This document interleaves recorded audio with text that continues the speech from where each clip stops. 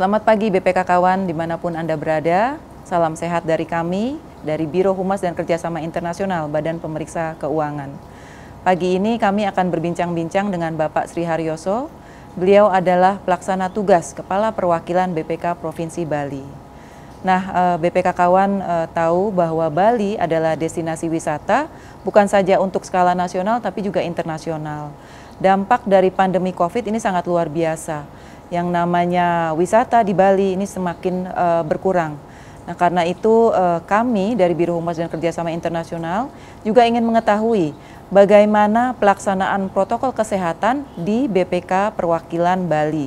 Karena terus terang, jika sebelumnya BPK Perwakilan Bali sering sekali disibukkan dengan acara-acara kegiatan kedinasan, biasanya ada rakor ataupun forum diskusi.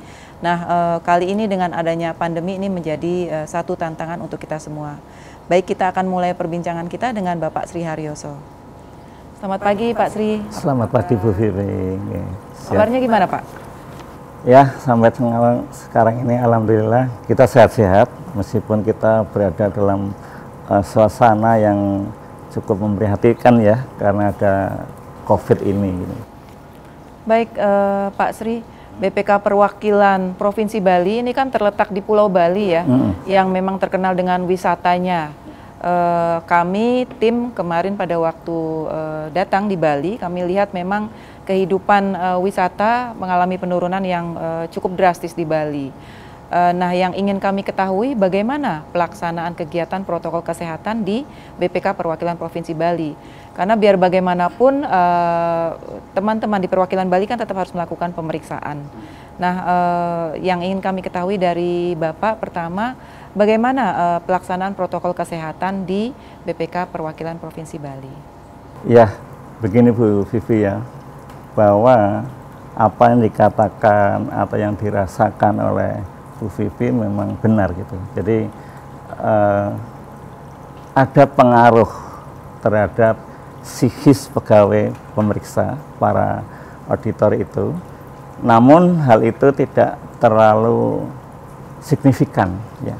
Memang di awal pada saat itu kalau nggak salah 16 Maret 2020 itu yang pertama kali dinyatakan sebagai kondisi yang COVID darurat itu. Nah, itu kita menarik penugasan pemeriksaan selama 2 minggu sesuai dengan arahan dari pimpinan BPK kan gitu. Nah, tapi setelah itu kami menyatakan bahwa sebagaimana yang dinyatakan oleh Pak Ketua bahwa bagaimanapun juga kondisi COVID ini BPK tetap harus berkarya. Nah, sejak itu kami melakukan motivasi kembali untuk tidak terlalu cemas dengan kondisi itu. Gitu. Nah, sehingga sampai dengan sekarang ini tidak terlalu tidak punya pengaruh lagi, hanya di awal-awal saja. Nah, sedangkan protokol kesehatan yang dilaksanakan di Bali ya sesuai dengan arahan Sekjen dan juga arahan pimpinan serta dari kementerian kami perhatikan. Dan sebagaimana perlu Ibu ketahui bahwa BPK juga membentuk Satgas pencegahan penanganan COVID gitu seperti itu. Nah, ini yang artinya bahwa protokol kesehatan kita ikuti dengan sungguh-sungguh dengan baik. Misalnya bahwa semua pintu masuk sampai dengan pukul 9 itu hanya satu pintu. Nah, gitu ya. Nah, ini agar pegawai itu selalu terkontrol dengan termogan gitu kan. Kalau yang berada di atas 38 derajat Celcius misalnya, itu kita mintakan untuk lakukan cek gitu seperti itu. Tapi kalau yang di bawah itu rata-rata sih di bawah 37.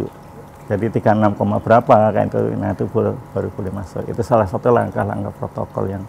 Nah, langkah-langkah pelaksanaan protokol kesehatan yang lain yaitu misalnya setiap hari Sabtu karena biar nggak mengganggu pelaksanaan tugas itu kita lakukan disinfektan gitu seluruh ruangan gitu termasuk juga komplek atau rumah dinas kira gitu ya. Nah, yang lain ya juga ikutin surat edaran Sekjen misalnya adalah berapa persen pegawai boleh masuk gitu. Nah, posisi sekarang ini sesuai dengan surat edaran pemerintah provinsi yaitu sudah dibolehkan 50% untuk Bali, kira-kira gitu. Berarti Bali untuk zonanya sudah mulai membaik ya? Sudah mulai membaik, ya. Posisi sekarang ini untuk posisi kemarin ya, kalau hari ini saya belum buat bahwa ada berapa ya. Untuk positif memang sampai 43.000, tapi yang perlu diketahui adalah tingkat sembuhnya. Nah, tingkat sembuh itu adalah 93,87%, gitu ya. Nah, tingkat dirawat adalah 3,19%. Itu kan sebuah kondisi yang sangat positif ya, yang sekali, bagus gitu. sekali ya. Seperti baik, itu. baik. Artinya itu tidak menimbulkan kekhawatiran lagi bagi pegawai BPK di BPK Perwakilan Provinsi Bali untuk berkarya kembali ya, Pak? Iya, gitu. Baik, baik. Terkait dengan Satgas penanganan COVID yang di BPK, apakah Satgas ini juga berkoordinasi dengan Satgas yang ada di Provinsi Bali? Ya, tentu. Jadi justru Satgas ini juga dibentuk berdasarkan perintah, tapi bukan langsung provinsi, dari Kota Denpasar gitu. Jadi, nah juga langkah-langkah atau kegiatan yang sudah dilaksanakan oleh Satgas ini itu juga pernah ditinjau, dan alhamdulillah BPK memenuhi syarat sebagai Satgas yang telah mengikuti anjuran-anjuran pemerintah atau mungkin anjuran-anjuran BNPB atau BNPD ya gitu. Menarik sekali ya. Artinya memang kita selalu sesuai dengan aturan ya. Iya.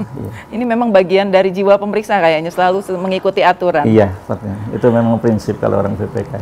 Baik, Pak Sri, yang ingin kami ketahui lagi, memang kan sekarang mungkin baru masuk yang WFO 50% ya. Namun terkadang pegawai beberapa mungkin ya, ada yang memang WFH di rumah namun tidak mengikuti protokol kesehatan. Jadi artinya di rumah tapi kemana-mana, sehingga berdampak begitu WFO ternyata positif COVID, akhirnya menimbulkan kita harus tutup lagi kantor. Nah, bagaimana dari BPK Perwakilan Provinsi Bali mengingatkan juga teman-teman yang melaksanakan WFH, artinya protokol apa yang dilakukan oleh BPK Perwakilan Provinsi Bali?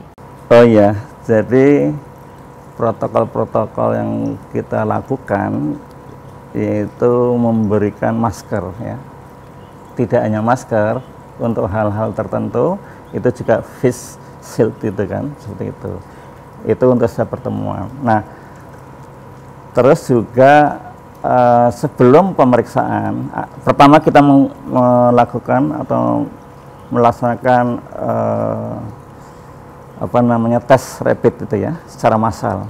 Pada saat itu masih menggunakan yang pendekatan antibody gitu ya. Itu artinya untuk seluruh pegawai? Untuk seluruh pegawai. Ini untuk menentukan status yang pertama, dan alhamdulillah untuk Bali itu waktu itu dinyatakan 0. Artinya tidak ada satupun pegawai yang terkena gitu ya, terdampak gitu.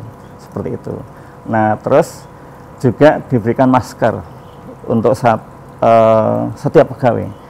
Juga diberikan vitamin, seperti itu langkah-langkah itu. Karena selain itu juga dilakukan sosialisasi terkait dengan bagaimana cara menghadapi pandemi COVID gitu. Nah, salah satunya ditekankan bahwa pakai masker, jaga jarak, terus menambah kemampuan imun, seperti itu. Nah, ini dilaksanakan oleh gugus tugas tadi, yaitu oleh Dr. Citra di sini. Nah, karena waktu itu masih sangat sangat mengkhawatirkan, maka dilaksanakan tidak di ruangan tapi melalui Zoom gitu ya, melalui Zoom. Bahkan waktu itu sempat 50% Zoom, 50% di sini ya Zoom juga, tapi di ruangan masing-masing. Artinya pegawai walaupun WFH tetap diberikan informasi terkait protokol kesehatan. Iya, iya waktu itu. Baik, ya. baik. Termasuk keluarganya juga, gitu. Karena mereka pun juga bagian dari yang selalu berkomunikasi dengan pegawai. Baik, Pak Sri, terima kasih.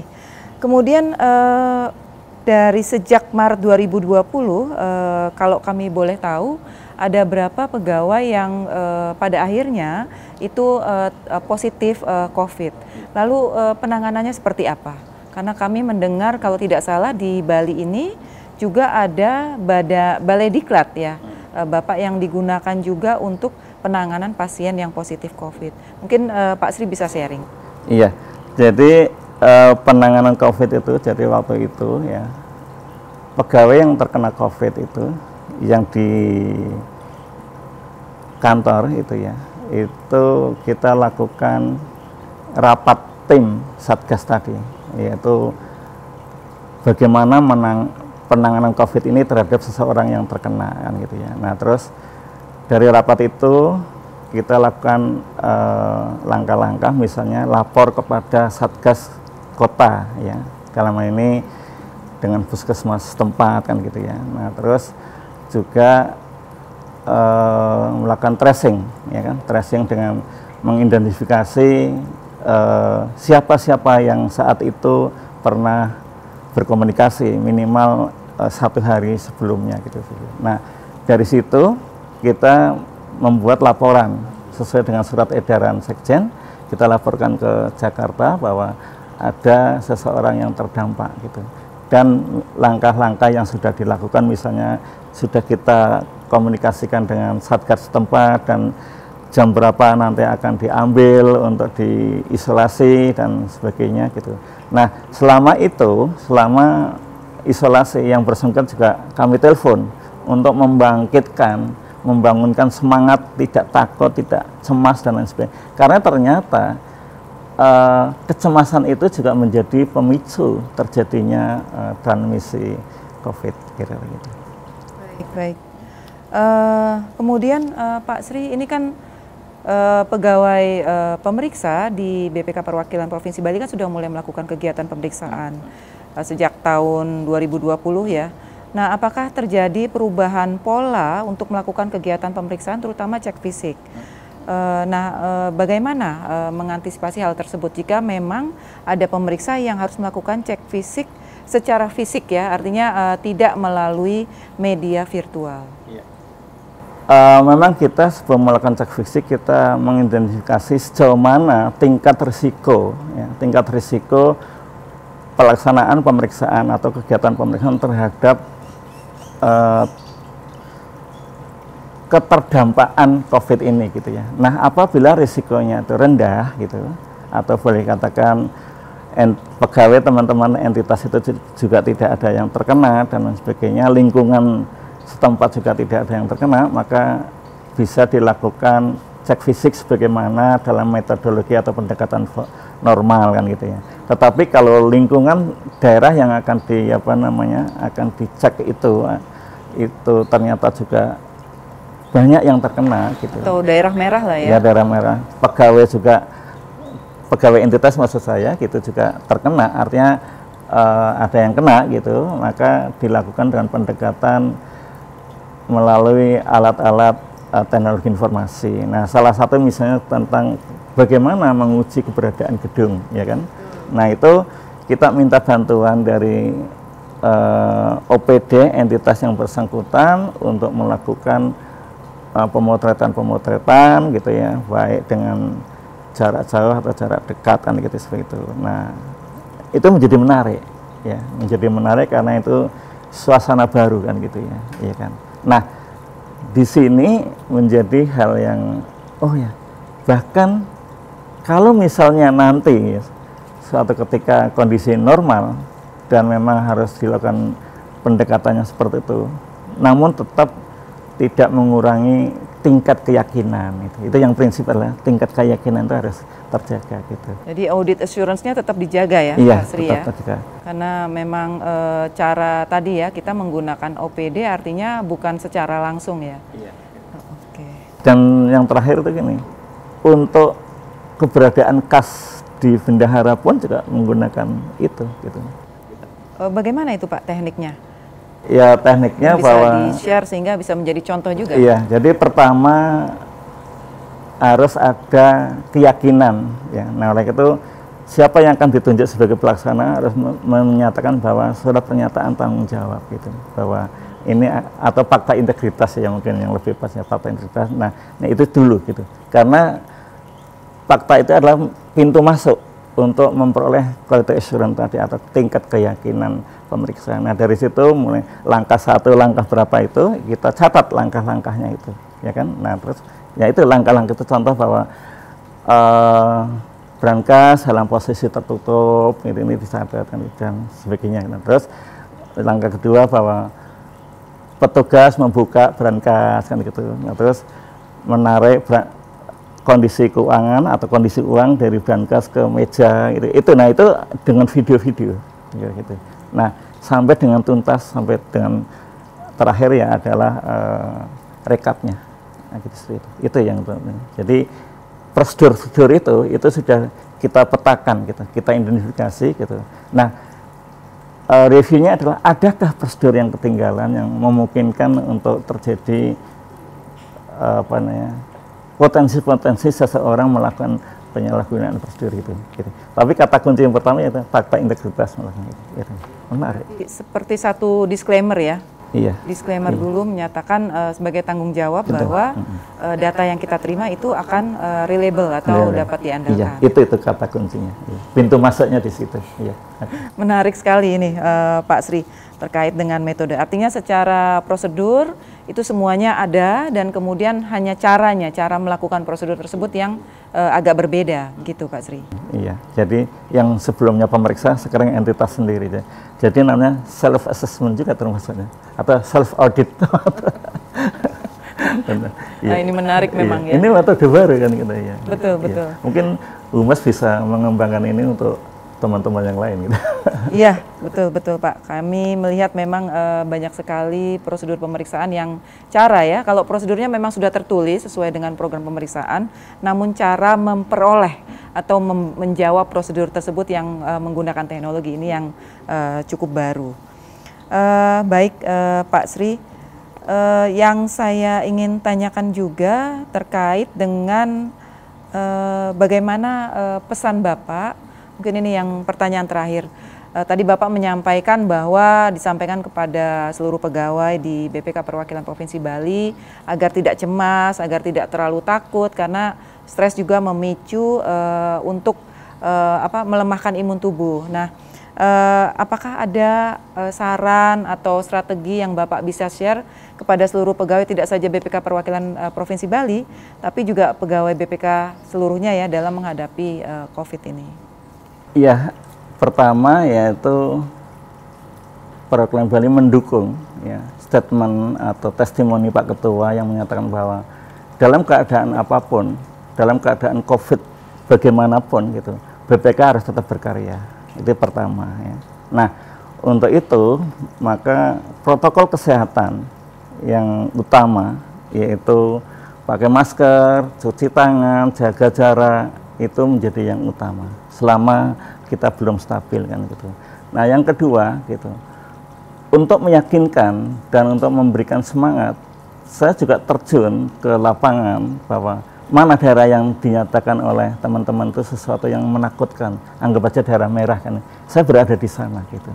Saya mengambil risiko itu sehingga kalau misalnya Pak Sri gitu atau Pak Kalan itu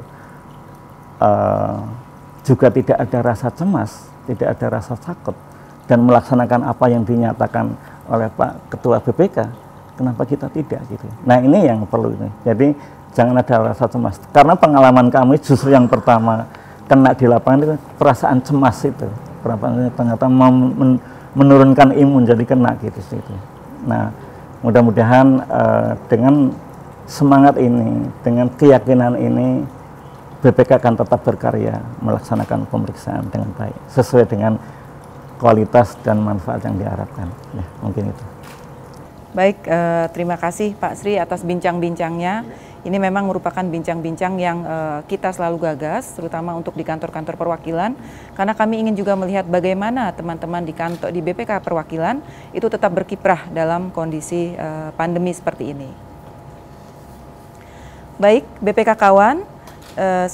Itu adalah perbincangan kita dengan Bapak Sri Haryoso selaku pelaksana tugas Kepala Perwakilan BPK Provinsi Bali. BPK Kawan, memang kondisi pandemi ini menjadi satu tantangan untuk kita semua. Namun BPK tetap berkarya dalam kondisi pandemi seperti ini. Mengapa? Karena BPK adalah pengawal harta negara dan kami menjaga agar akuntabilitas dan transparansi dalam pengelolaan keuangan negara tetap dapat terlaksana dengan baik dalam kondisi apapun. Karena itu kami berharap BPK Kawan tetap mendukung pelaksana BPK untuk dapat melaksanakan tugasnya dengan baik dan efektif. Selanjutnya kami juga selalu mengingatkan bahwa bincang-bincang ini memang tetap dilaksanakan dalam protokol kesehatan yang sangat ketat.